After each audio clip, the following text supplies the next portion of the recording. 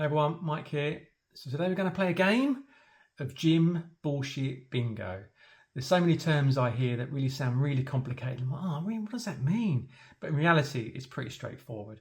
So we're going to cut through the bullshit and let's get on with the game of bingo.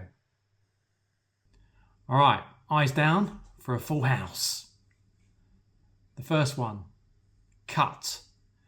This basically means when somebody is on a calorie deficit trying to lose body fat. Simple as that. Okay, the next one. Dynamic stretching. This is where you move your body to warm up before you exercise, as opposed to static stretching. So things like swinging your leg, moving your arms around, that's all good examples of dynamic stretching, which is what you should do before you work out. Okay, zone 2. This refers to somebody's heart rate, typically in the 60 to 70% range. This is where you need to be to ideally burn fat. Okay, rep or set. A rep is one movement of an exercise, and a set basically means the total number of movements you've done in a sequence. So you might do 8 reps, for example, of one exercise, then you'll do 3 sets of that. All right, what's next? Negative. Okay, so this is the downward part of the movement, and this is where the gains come from. So this should be performed controlled and slowly and then powered on the way up.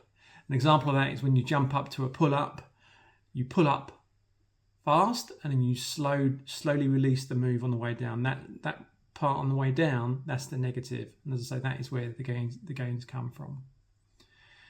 Okay, macros. This is short for macronutrients, and this obviously is all the nutrients that the body needs, typically broken down into protein, fats, and carbohydrates. Compound movement.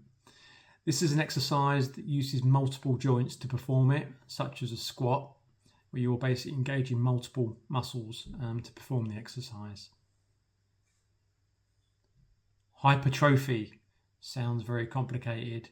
All it really means is you're growing your muscles, you want to put on muscle. So if somebody wants to go for muscle growth, they're going to be doing hypertrophy training. Pretty simple, really. PPL, push-pull legs. This is quite a common training strategy people use. It will typically be push on a Monday, pull on a Tuesday, legs on a Wednesday, start again, and then have a rest on day 7. That is quite a common, what's called training split. Bulk. Deliberately taking in more calories than you need with the sole intention to actually pack on additional muscle. That doesn't mean you go down McDonald's and have another 2,000 calories at the end of the day. It's got to be obviously proper nutrient dense calories to help with your training. LISS. Low intensity, steady state. Now this typically means cardio. Again, it's going to be zone 2 cardio, so your heart rate is going to be around 60 to 70%. Something like walking at a medium pace or a very, very slow jog or cycling, they're really good examples of LISS. LISS is great for fat loss. Typically aim for between 45 minutes and an hour for a LISS workout. DOMS. Delayed onset muscle soreness. This is a common one, especially for those people who don't really exercise very often.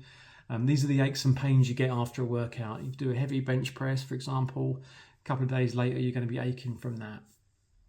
That is all normal, especially those that are new to weightlifting and weight training. Plyo. This is short for plyometrics. They're explosive movements such as box jumps.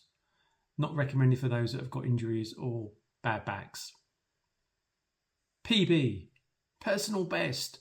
This is just simply how much you've managed to achieve on your previous exercise. So whether it's weight, repetitions or rest, you should be tracking that so you can basically continually improve. Pump.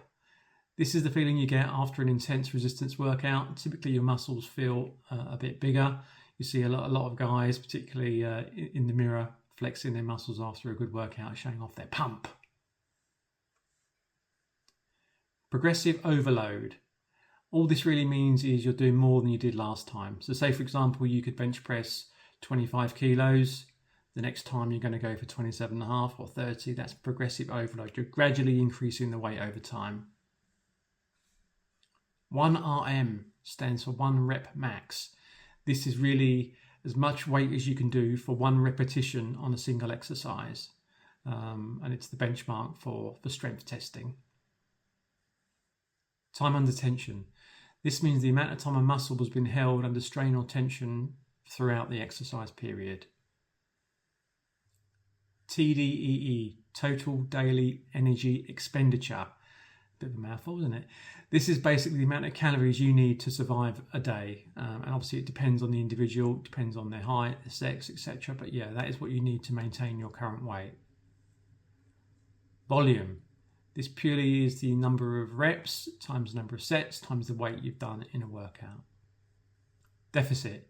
This means consuming fewer calories than your body actually burns, forcing it to use stored fat as energy. So it's really good if you want to lose fat.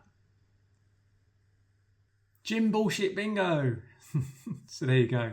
There's a lot of terms explained for you. Hopefully you found that helpful. Let me know in the comments if there's any other terms you wanted me to include. But yeah, hope that was helpful. I'll see you on the next one. So I hope you found that useful. There's so many terms out there that sound really confusing that really are pretty simple. So hopefully we've shown that today. If there's any terms I missed off, let me know in the comments and I'll see you on the next video. Cheers.